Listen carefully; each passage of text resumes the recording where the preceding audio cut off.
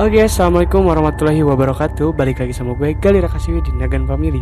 Jadi di video kali ini kita bakal bikin lagi bantai, tapi gak seperti biasanya karena ini bantai yang tidak ketawa-ketawa dan tidak bercanda-bercanda. Karena di sini gue bakal bikin bantai versi cerita horor.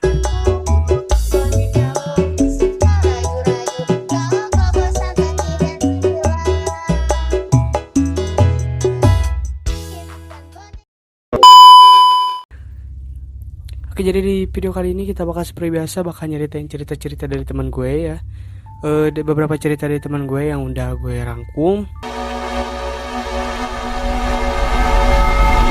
Oke, cerita yang pertama itu dari orangnya gak mau diceritain, gak mau dibilangin siapa dia dan siapa yang ngelakuinnya.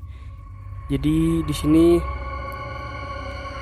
sama seperti cerita yang sebelumnya, dia dikirim oleh seseorang ya.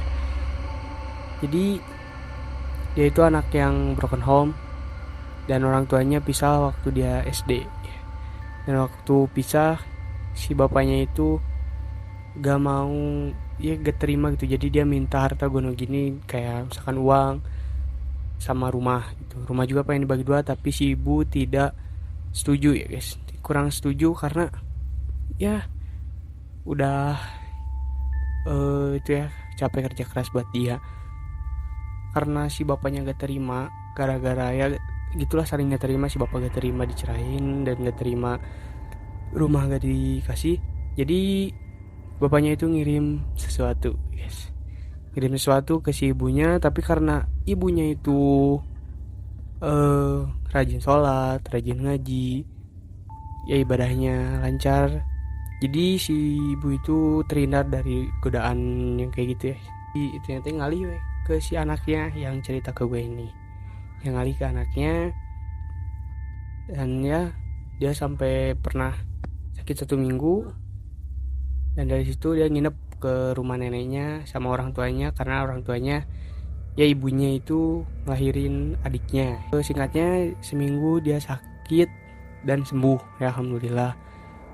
Dan udah itu teh besoknya teh mau sekolah ya, karena lagi sekolah sebelum masa pandemi waktu itu, waktu SD berarti dia ke sekolah. Pas mau berangkat telinganya sakit kayak ditusuk sama paku gitu lah katanya ya. Kebayang lah sama kalian kayak gitu sakitnya gimana. Pokoknya langsung diperiksa ke THT, dan ternyata pas diperiksa ke dokternya bilang ke ibunya kalau dia gak apa-apa. Singkat cerita udah lah, dari rumah neneknya pindah lagi ke rumah si ibunya yang itu ya, yang sebelumnya si ibunya rumah. Ternyata gelap banget, ruangannya gelap banget, dan diazanin dan udah selesai adan, alhamdulillah. Jadi bagus lagi, jadi terang lagi, ada gangguan sedikit-sedikit, dan hilang, gak ada gangguan lagi, tenang. Dan pas SMP dia suka ada yang ngetok-ngetok pintu, sampai pada akhirnya waktu ibunya lagi kerja shift 2 atau shift siang ya kan otomatis pulangnya malam. Nah, pas malam itu teh ada yang ketok-ketok kaca, tak tak tak.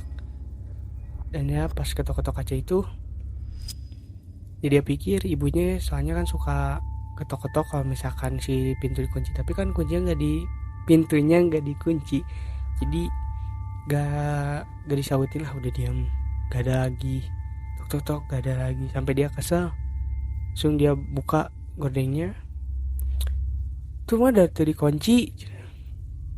Dan pas dibuka gak ada siapa-siapa, dan disitu masih positive thinking mungkin, ya udah buka pintu lah.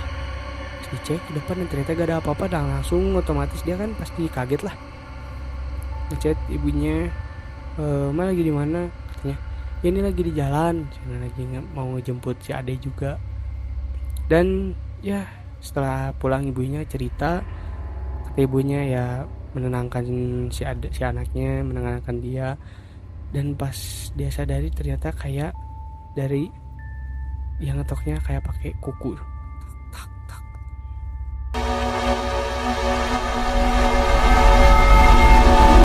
Oke, dan cerita yang kedua yaitu dari @resya.k @resya.ka ya. ada 2 cerita, dia ngirim 2 cerita dan ya agak serem gitu lah, hampir sama lah ceritanya di garis besarnya. Jadi dia waktu lagi ngaji malam Jumat pas yasinan, dan pas yasinan itu si Resya itu katanya lagi halangan sama temennya teh, jadi dia cuma ikut sholawatnya aja katanya. Terus pas lagi ngaji, lagi berjalan, dia ngajinya di aula bawah, berjalan ya mestinya gede gitu, si temennya pengen pipis, otomatis kan harus ke atas, harus ngelewatin ruangan hadroh. Nah minta antar ke si Resya, dan diantar. Pas diantar kan naik ke atas, ngelewatin ruangan tempat alat hadroh, dan di situ airnya. Udah dia pipis seperti biasa. Pas lagi nunggu ada suara cek cek cek kayak yang mainin hadroh lah, kalian juga pasti tahu, kayak ngambil hadroh. Dan dia kira ada orang yang lagi ngambil hadroh, anak-anak ya, lagi ngambil buat latihan atau apa. Pas disamperin gak ada apa-apa, dan datanglah satu temen ceweknya lagi yang ternyata dia udah ngabsen di madrasah atau masjid, jadi di aulanya udah ngabsen anak-anak, dan katanya gak ada yang keluar satupun kecuali mereka berdua. Jadi ya siapa gitu, dan karena mereka kaget, ya udahlah, namanya perempuan ya takut, otomatis mereka langsung lari ke aula bawah. Dan cerita yang keduanya yaitu waktu dia udah lama katanya, dia pulang lomba sekitaran jam 8 malam kali ya, di sekitar jam 8-an katanya dia mandi, lagi mandi dengar suara anak kecil yang nangis, gitu. Aduh, anak tetangga katanya, berisik. Ya udah lanjutin mandi, gak usah dibayangin. Udah mandi pakai baju, udah selesai pakai baju semuanya, set keluar ngobrol sama orang tuanya. Yang tadi itu siapa sih gitu ya, berisik, ada suara anak kecil berisik. Terus ibunya nyautin, orang tuanya nyautin katanya, oh itu di Jahidan ya, pokoknya itulah keponakan dia. Dan katanya ya, itu baru pulang dari Cirebon dan posisinya tidur. Dia masih positif thinking lah, nanyain ke orang tuanya, oh tadi anak tetangga lagi nangis, dan ternyata enggak kok, gak ada yang nangis. Jadi siapa gitu, jadi ya gitulah.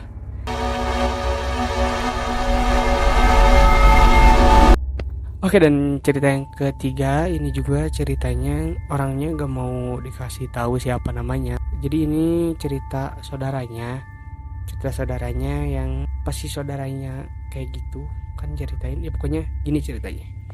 Jadi si saudaranya itu pergi ke temennya yang ultah di SMK,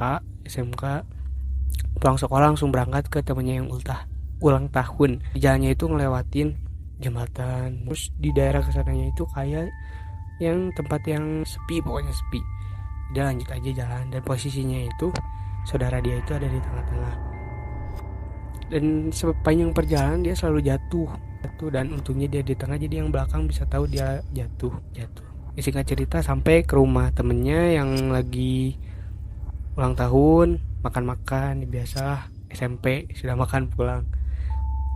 Udah itu pulang, dan pas pulang karena capek ya, udah agak sore, capek pulang sekolah, udah makan, istirahat di satu tempat, dan ternyata tempat itu rumah kosong itu dekat sebuah pohon gede, pohon besar, dan temennya satu kesurupan. Panik, untung ada orang yang bisa, dan akhirnya disembuhin. Udah sembuh, lanjut pulang di perjalanan.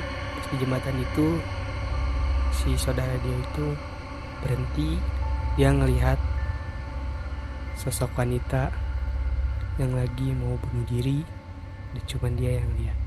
Dan pas bunuh diri loncat ke bawah, kepalanya ketinggalan di atas, dan dia trauma dan takut banget, dan kasihan, katanya pengen nolongin si wanita itu supaya nangis kejar. Dan karena ya si nangisnya gak berhenti, terus ya gitu takut gitu, ambil HP-nya, langsung hubungin keluarganya, dan dia langsung nelpon bibinya, dan bibinya panik, dan alhamdulillahnya mereka itu lagi ada kumpul keluarga gitu di rumahnya banyakan, dan langsung berangkat jemput sampai ke rumah sekitar sebelum maghrib, sekitar udah maghrib lah kayaknya. Dan tiba-tiba si saudara dia itu ya ketawa, serem, dan ya udah ketawa, nangis lagi. Dan ada satu saudaranya saudara dia yang gak takut gitu, malah sedih, dan ditanya kenapa gitu. Dan dia cerita semuanya yang tadi ceritain, dan semuanya jadi tahu. Dan udah itu dia ketawa sampai malam, terus-terusan kayak gitu, ketawa nangis. Dan pada akhirnya manggil yang bisa ya, kebetulan ada saudaranya juga yang bisa, abahnya katanya, dan sembuh. Nggak cerita sembuh, udah sembuh sekitar seminggu 2 mingguan. Dia bukan sakit, trauma sama kejadian itu, dan dia selalu ngurung di kamar, gak mau makan, gak mau minum, ngahulang di kamar ya itu. Oke guys, gimana cerita yang tadi, real atau enggak? Oke, silahkan kalian nilai sendiri di komentar. Dan bagi kalian yang punya cerita-cerita horor dan cerita-cerita menarik yang mistis, silahkan share ceritanya ke @naganfamilyofficial atau ke @gali_rakasiwi_. Oke guys, cukup sekian video dari gue kali ini. Jangan lupa buat like, comment, dan subscribe, dan nyalakan loncengnya agar kalian tidak ketinggalan video-video menarik dari kita. Dan oke, seperti biasa jangan lupa untuk say